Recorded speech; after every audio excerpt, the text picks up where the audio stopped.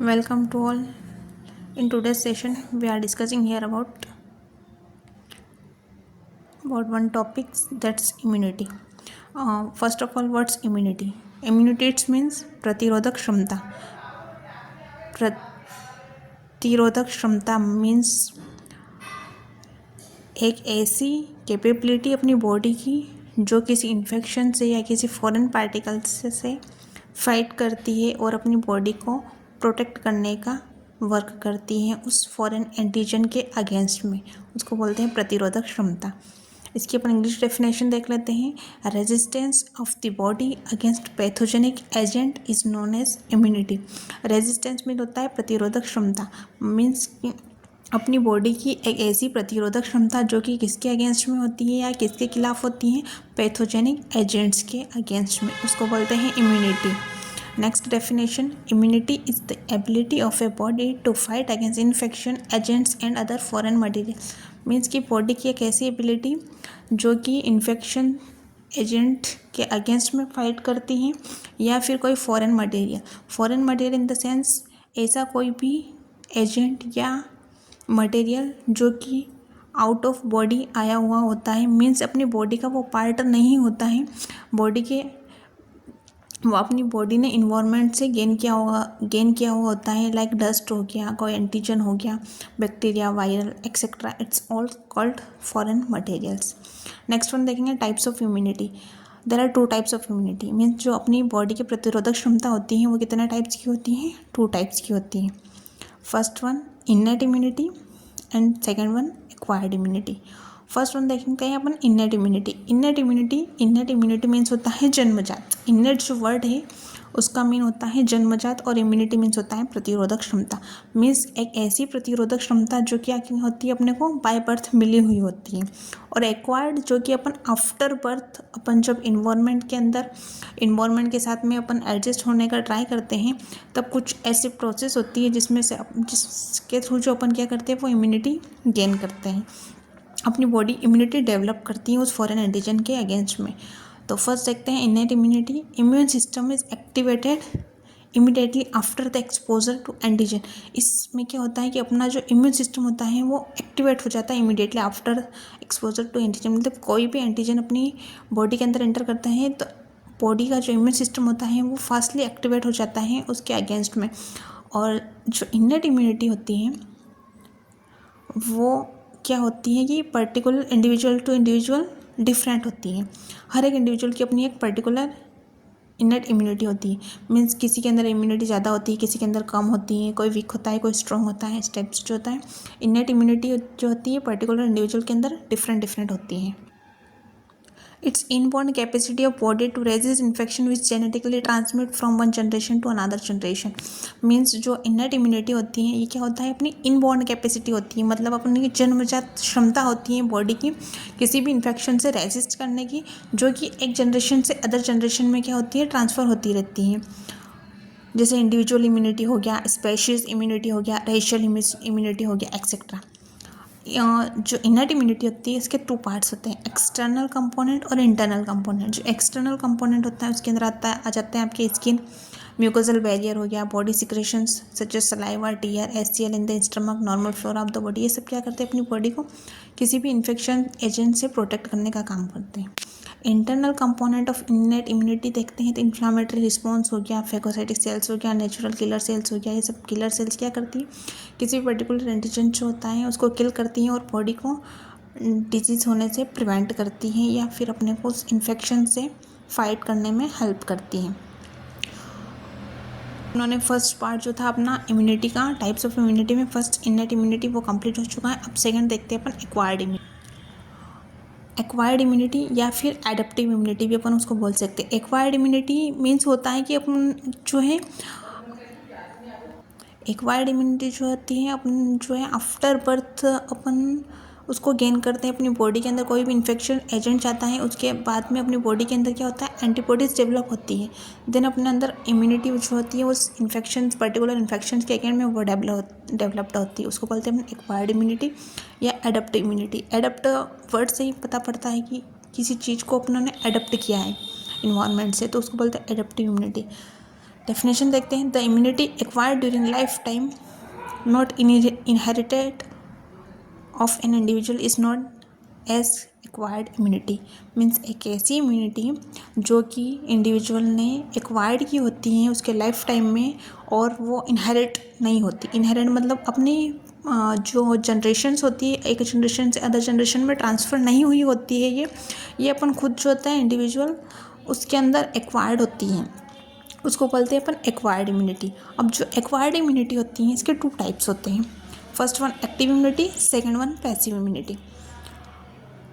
ठीक है, अब आपको पहले वर्ड का मीन बता देते हैं। एक्टिव का मतलब होता है कि किसी चीज़ में अपनी जो बॉडी होती है वो एक्टिवली पार्टिसिपेट कर रही है। अपन इस टॉपिक से हट के बात करते हैं तो इस टॉपिक में मत लेना। एक्टिव और पैसिव वर्ड क्लियर करते हैं पहले।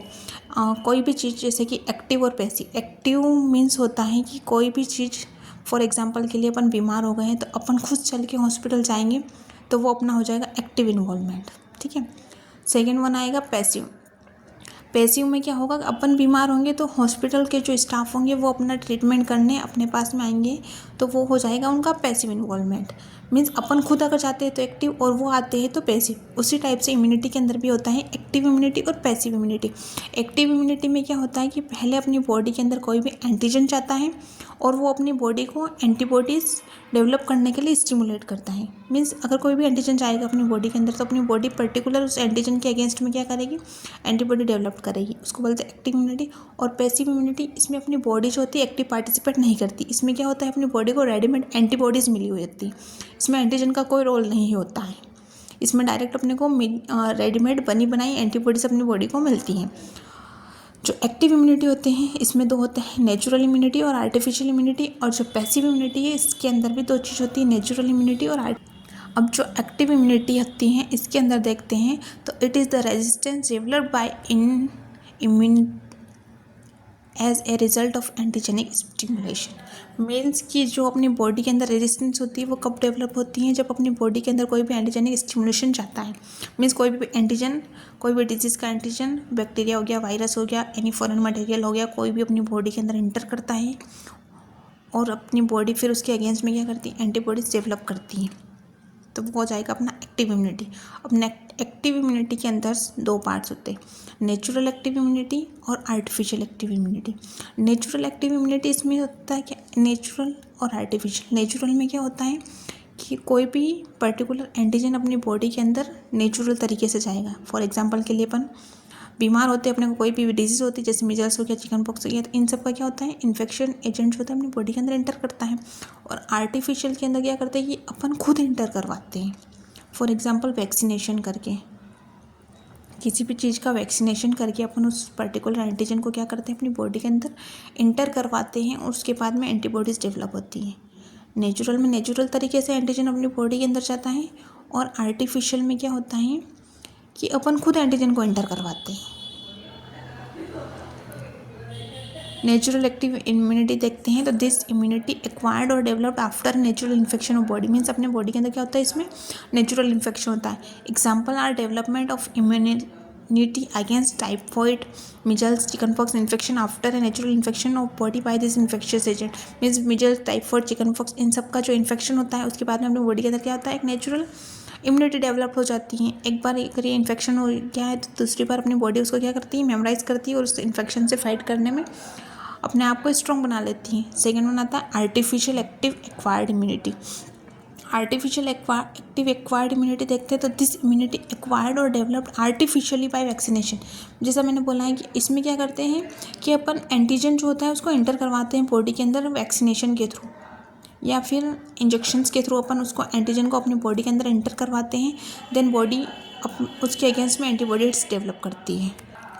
जो वैक्सीन्स, लाइव वैक्सीन हो गया, किल वैक्सीन हो गया और टॉक्सिन वैक्सीन हो गया, इन सब वैक्सीन्स को अपन एंटर करके आर्टिफिशियल एक्टिव इम्यूनिटी जो है वो डेवलप करवाते हैं। नेक्स्ट वन देखते हैं पैसिव इम्यूनिटी। पैसिव इम्यूनिटी एक ऐसी इम्यूनिटी जिसमें अपनी बॉडी के अंदर कोई भी एंटीजन एंटर नहीं करता है, अपने इसमें रेडीमेड या फिर प्रिपेयर्ड जो एंटीबॉडीज होती है वो अपनी बॉडी को मिल जाती हैं।